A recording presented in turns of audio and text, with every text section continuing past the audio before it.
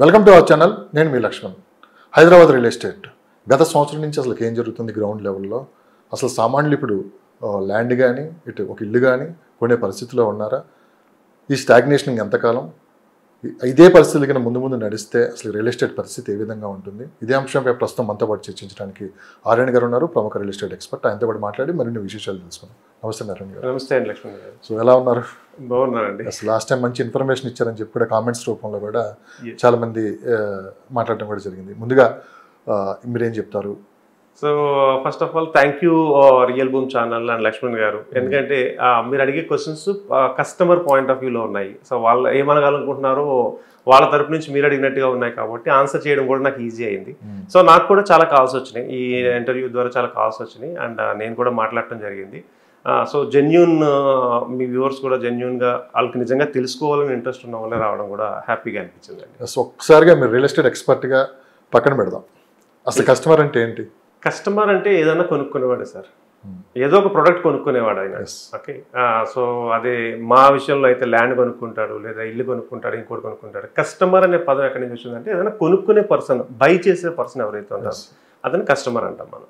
Especially real estate సంబంధించి నేను మాట్లాడింది అంటే ప్రతి రూపాయి తినక చాలా వరకు వాళ్ళకి ఎన్నైతే కళలు ఉంటాయి ఎన్ని పక్కన పెట్టి ప్రతి రూపాయి దాచుకొని సొంతింటి కళను, లేకుంటే ఒక ప్లాట్ కొనుక్కుంటే రేపు మన పిల్లల చదువులకనో లేకుంటే వీటికనో దేనికోసం మనకి అవి ఉపయోగపడతాయని చెప్పి కూడా చాలామంది రియల్ ఎస్టేట్లో ఇన్వెస్ట్ చేస్తారు. ఇంత కొంత దాంట్లో మనం సేవ్ అవుతామని చెప్పి కూడా. సో ఇలాంటి సందర్భంలో కూడా కొంతమంది అప్పులు చేసి చాలా వరకు బయట నుంచి అప్పులు తీసి వచ్చి ల్యాండ్ కొంటో ఇల్లు కొంటో జరుగుతుంటుంది. అసలు ఇది ఎంతవరకు అప్పులు తెచ్చి ఇన్వెస్ట్ చేయటం రియల్ ఎస్టేట్లో కరెక్ట్ అంటే మీరు ఏం చెప్తారు? అప్పులు చేసి ల్యాండ్ కొనాలా అంటే అప్పు చేసి కొనాలి అని కూడా చెప్తాను నేను. కొనడం కరెక్టే అని చెప్తాను. బట్ అది ఎలా ఎందుకు అంటే ఎప్పుడైనా మనం ల్యాండ్ కొనాలనుకున్నా లేదా ఇల్లు కొనాలనుకున్నా కంపల్సరీ షార్టేజ్ వస్తుందండి. అంటే మనకు నచ్చినది ఒకటైతే మనకు అక్కడ చూసింది ఇంకొంచెం బాగుంటుంది. సపోజ్ మనం డబుల్ బెడ్రూమ్ చూద్దాం అనుకుని ఒక స్క్వేర్ యార్డ్స్లో వెళ్తాం, కానీ కొంచెం 2-3 మనకి బాల్కనీస్ ఎక్కువ ఉంటే కొంచెం రేట్ పెరుగుతుంది. లేదా ఒక ప్లాటే తీసుకుందాం, మనకు 15 లక్షల బడ్జెట్లో ఒక ప్లాట్ తీసుకుందాం అనుకుంటాం. అక్కడికి వెళ్ళేసరికి ఎమ్యూనిటీస్ నచ్చడము, లేకపోతే ప్లాట్ సైజ్ నచ్చడము, ఏదైనా ఇంకొంచెం ఎక్స్టెండ్ అవ్వాల్సి వస్తుంది. ఎప్పుడు కూడా ఇన్వెస్ట్మెంట్ ఒక బ్లాక్ పెట్టుకుని ఆ బ్లాక్లోనే తీసుకుందామంటే 100% కాదు. సో దెన్ ఇప్పుడు ఏమవుతుందంటే మనకి అనుకున్న దానికంటే ఎక్కువ ఇవ్వాల్సి వస్తుంది అక్కడ. సో దెన్ అప్పు చేసి కొనాలా అంటే మై ఒపీనియన్ ఏంటంటే అప్పు చేసి కొనడం ఎందుకు ఉపయోగం అంటే మన దగ్గర ఏదైనా ఒక పరిగెట్టాలి అంటే మనకు ఒక మోటివేషన్ కావాలి. డబ్బులు ఇంకా ఎక్కువ సంపాదించాలన్నా, డబ్బులు ఇంకా ఎక్కువ సేవ్ చేయాలన్నా ఒక మోటివేషన్ కావాలి. లేదా కంఫర్ట్ జోన్లోకి వచ్చేస్తాం మనం. ఇప్పుడు ఒక 15 లక్షల పెట్టి ఒక ప్లాట్ కొనే ప్లేస్లో 25 లక్షలు పెట్టి కొని చూడండి. అప్పుడు ఏమవుతుంది, మీరు కొంచెం స్ట్రింక్ అవుతారు, ఫైనాన్షియల్గా మీరు కొంచెం స్ట్రింక్ అవ్వాల్సి వస్తుంది. ఈ స్ట్రింక్ అయినప్పుడు ఏం అవుతుందంటే you are thinking for more savings. ఎక్కడైతే మీరు వేస్ట్ చేస్తున్నారో దాన్ని సేవింగ్ చేస్తారు. సో అదేవిధంగా ఎక్కడైతే మీరు డబ్బులు ఇంకొంచెం ఎక్స్ట్రా సంపాదించాలనుకుంటారో అక్కడ సంపాదిస్తారు. నేనేమంటానంటే ఇలాగా మనం అప్పు చేసి కొనడం వల్ల మన ఫ్యూచర్కి, మన పిల్లల భవిష్యత్తు కావచ్చు, రిటైర్మెంట్ కావచ్చు, లేదంటే రేపొద్దున పిల్లల మ్యారేజ్కి కావచ్చు, దేనికో దానికైతే ఉపయోగపడుతుంది. అది కాకుండా కొంతమందిని ఒక కేస్ స్టడీ చెప్తా చూడండి మీకు. ఒక పర్సన్ ఉన్నాడు, అతనికి ఒక 15 లక్షలు ఉంది, లైఫ్లో అప్పు చేయలేదు, నేను అదే దాంట్లో కొనాలని చూస్తున్నాడు. గుడ్. అంటే ఆయన వచ్చిన దాంట్లో సెట్ అవ్వలేదు, 16-17 కూడా ఎక్స్టెండ్ అవ్వట్లేదు, అంటే ఒక 2 లక్షలు ఎక్కువ కూడా ఎక్స్టెండ్ అవ్వట్లేదు. సో నేను చెప్పింది ఏంటంటే మీరు ఇప్పటి వరకు లోన్స్ తీసుకోలేదు, ఇది తీసుకోలేదు, బట్ దెర్ ఈజ్ నో ఎవరు అవార్డు ఎవరు మనకి, అంటే లోన్స్ తీసుకోకుండా ఉన్నందుకు. నేనేమంటానంటే ఒక 2 లక్షలైనా మీకు నచ్చింది, వాళ్ళ ఫ్యామిలీకి నచ్చింది, వాళ్ళ మిస్సెస్కి నచ్చింది, వాళ్ళకి పెద్ద బాబును తనకే నచ్చింది, బట్ ఈయన ఏంటంటే చాలా యారగెన్స్గా ఉన్నాడు, ఆయనకి నేను 15 కంటే ఎక్కువ తీసుకోను.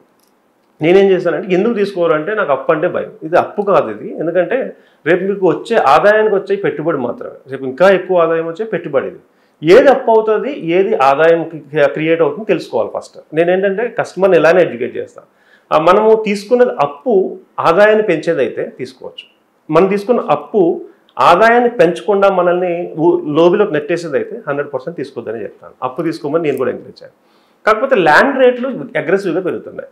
ఎందుకంటే మనకున్న ల్యాండ్ వచ్చేసి 25% ఉంది, 75% ఏమో వాటర్ ఉంది, జనాలు ఏమో పెరుగుతున్నాం మనం. ఓకే, ఇన్ఫ్రాస్ట్రక్చర్ పెరుగుతుంది. సో ఇప్పుడు ఇవాళ కానీ రేపు కానీ అంటే ఈ ఒక 2-3 ఇయర్స్లో మంచి ల్యాండ్ కొనుక్కోకపోతే 100% ఇప్పుడు మనకు అపార్ట్మెంట్లు అయితే ఎలా అయితే ఇబ్బంది పడుతున్నామో కోట్లు అయిపోయినాయి అని 30-40 లక్షల్లో ఉన్నప్పుడు కొనుక్కోలేని వాళ్ళు ₹1,00,00,000 అయిందని ఎలా బాధపడుతున్నారు.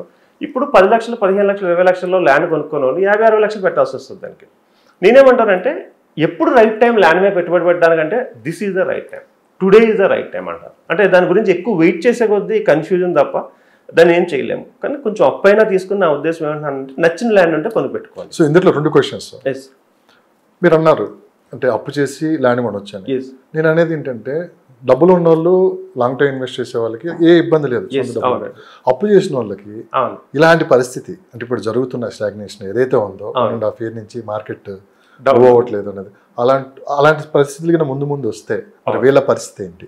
Point number 1. మంచి క్వశ్చన్ అండి. ఇప్పుడు మీరు అన్నట్టు ఒక ఫ్లాట్ తీసుకుని ఉంటే, FLGT ఫ్లాట్ తీసుకుని ఉంటే అప్పు చేసిన తర్వాత దాంట్లో ఉంటాడు, ఒక ఎమోషనల్గా కనెక్ట్ అయి ఉంటాడు. దాన్ని అమ్మాలంటే అమ్మలేడు. బికాజ్ ఏంటంటే బయట ఆల్రెడీ కొత్త ఇల్లు తీసుకున్న తర్వాత దాన్ని అమ్మేశాడు అంటే పరుగు పోతుంది. సో ఇలాంటప్పుడు ఏంటంటే మీరు నిజంగా మీరు అన్నట్టే ఇంకా రెసిషన్ కొనసాగి ఓకే రేట్లు పడిపోతున్న టైంలో అది అమ్మాలంటే ఒక సెంటిమెంట్ అమ్మలేము. బట్ ల్యాండ్ విషయం అలా కాదు. మీరు ల్యాండ్ తీసుకున్నానని చెప్తారు, ఎవరికి గుర్తుండదు. ఎందుకంటే there is no construction there, there is no emotion there. So మీకు అవసరం వచ్చినప్పుడు మీరు కొన్నదానికంటే ₹1 ఎప్పుడు పెరుగుతుంది. ప్రతి సంవత్సరం ఎంతో కొంత పెరుగుతూ ఉంటుందండి. 10%, 20%, 30% పెరుగుతూనే ఉంటుంది. మీరు అన్నట్టు 3 years తర్వాత నిజంగానే ఆయనకు అవసరం వచ్చింది, బట్ బయట మార్కెట్ కూడా బాగలేదు, ఒక 30% పెరిగింది. ఒక 20%లో సేల్ చేసుకున్నా 15%లో సేల్ చేసుకున్నా లాభం అయితే ఉంటుంది వాళ్ళకి. సో అదే విషయం ఫ్లాట్కి ఎందుకు అప్లై చేయలేకపోతున్నామంటే దిస్ ఈజ్ రిలేటెడ్ టు మన రిలేటివ్స్ అందరికీ కనెక్ట్ అయి ఉంటుంది, మన ఎమోషన్స్ కనెక్ట్ అయి ఉంటుంది, మన పిల్లలు దానికి కనెక్ట్ అయిపోయి ఉంటారు. ఒక అమ్మాలి అంటే నేను నా క్లోజ్ ఫ్రెండ్నే చూశాను. అక్కడ మన మణికొండలో ఒక స్కై ఏదో దాంట్లో పెద్ద విల్ల దాంట్లో ఒకటి తీసుకున్నారు, 3 bedroom ఫ్లాట్. నిజంగా చాలా హడిల్స్ ఏర్పాటయ్యి తను అమ్మాల్సిన పరిస్థితి వచ్చింది. సో ఆయనకి ఎంతమందికి ఆన్సర్ చెప్పాల్సి వచ్చిందంటే ఎందుకు అమ్ముతున్నాం అంటే వాళ్ళ వైఫ్ కంటే ఏదోలా కన్విన్స్ చేసుకుంటాడు. వాళ్ళ వైఫ్ పేరెంట్స్కి, ఈయన పేరెంట్స్కి, రిలేటివ్స్కి ఎందుకు అమ్మేస్తున్నా అంటే ఎన్నో అబద్ధాలు చెప్పాల్సిన పరిస్థితి ఏర్పడింది.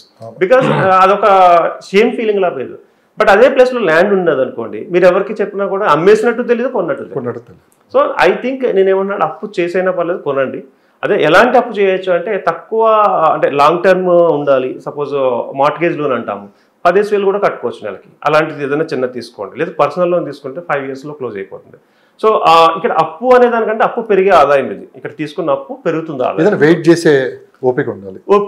మినిమం 5 years అని చెప్తాం మేము. అంటే నెక్స్ట్ ఇప్పుడు షేర్ చూసుకున్నట్టుగా ఆన్లైన్లో కనబడదు ఈ రోజు ఎంత పెరిగింది, నెక్స్ట్ ఎంత పెరిగిందని. సో నేనేమంటానంటే 1 year 2 yearsలో తీసుకుంటాం కూడా ల్యాండ్ వేస్ట్. ఒక 1 yearలో అమ్మేద్దాం అనుకున్నప్పుడు అది 100% వేస్ట్. 5 years వెయిట్ చేయాలి. So first of all thank you real boom. And మీరు ఎవరైనా ఎలాంటి సజెషన్స్ కావాల్సి వచ్చినా అది ఒకసారి సిల్లీ సజెషన్ అని అడగొచ్చు, పెద్ద ఇంపార్టెంట్ సజెషన్ అని అడగొచ్చు. So you can contact me. నేను ఎనీ టైం మీకు ఒకవేళ మొబైల్లో నేను అందుబాటులో లేకపోయినా వాట్సాప్లో మీరు నాకు పింక్ చేసినట్లయితే 100% నా టైం చూసుకుని స్కెడ్యూల్ ఫిక్స్ చేస్తాను.